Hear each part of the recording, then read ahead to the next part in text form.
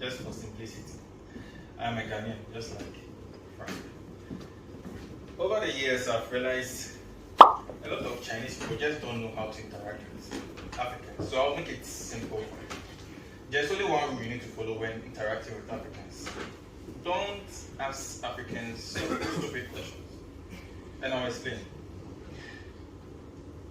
Don't ask Africans questions about things you see in documentaries, because for the most part, we all don't live that way. One person asked me, do Africans shower? Everyone obviously knows we don't shower. We exchange spit. We just spit. We don't shower. Like, last time the shower wasn't working and I asked my friend to come in and, okay, go ahead and spit. Okay, yeah, spit. We don't shower. As a matter of fact, I think we shower way more than some of you. I asked my Chinese friend, how often do you guys shower? He told me once a day. I'm like, Africans shower twice a day, morning and evening. So when you guys ask, do we shower? I find it to be a really weird question because we tend to shower way more than a lot of you guys. So don't ask us obviously questions that just don't make sense. For example, if anyone asks me, see me wrapped in my towel, have my sponge and a bucket of water, don't ask the obvious question. It's okay. Are you going to shower? No, I'm not going to shower. I'm going to hunt a deer. We always think, we just don't like being asked silly questions. Because it's like, why are you asking us the obvious question? You can see me having a bucket of water. You can see me with my towel on. Don't ask. It just doesn't work. So that is one rule you need to know. I know you guys ask out of curiosity because you see it in the news. And I don't blame you guys. I actually blame the media. They haven't portrayed Africans well, in a good light.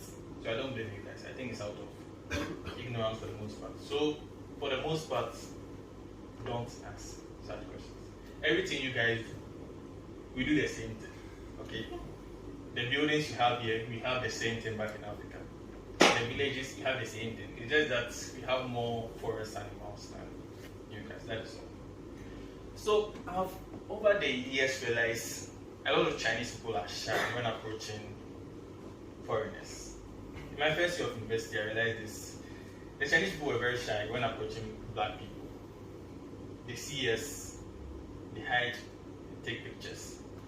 I don't know where it goes to. I'm pretty sure by now I'm famous and my poster is somewhere in another city and it's been advertised somewhere because they always hide and they take pictures. We always felt uncomfortable because this is the first time we felt like celebrities in another person's company.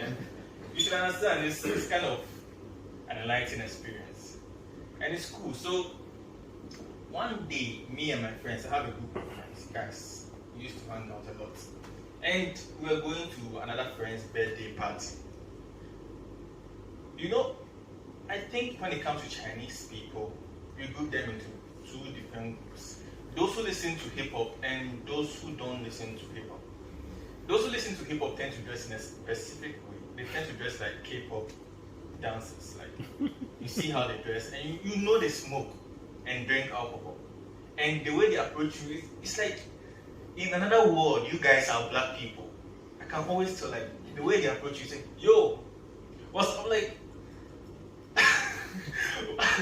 why are you approaching me like a black person? And did you guys, it's like from the womb, you grew up watching hip hop or something. I'm like, yo, what's up? So this was a very weird encounter to us because we never had this kind of interaction with Chinese people, especially the guys. They were always so shy.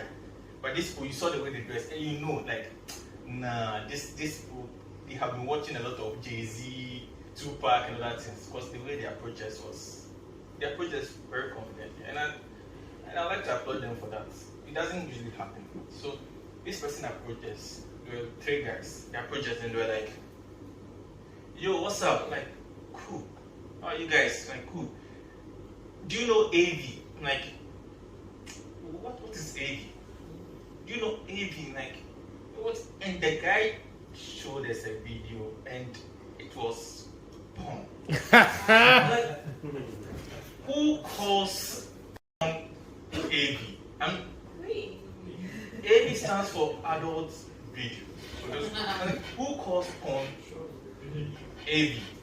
In all my life, no one has ever called porn AV before. I mean, if you said BBC, like, okay, that it makes sense. BBC News is a big, it's a big broadcasting network. So if you said BBC, like, I watch BBC News a lot. AV, I'm like, the difference between AV and porn is VPN. That is all. Who goes around asking people this question? Hey, do you know AV? I'm like, that is a very weird startup for a conversation with someone you don't know. How does the conversation proceed? And they wanted to take our WeChat number. None of the guys wanted to give them. And I was like, okay, I'll just take the bullet for them.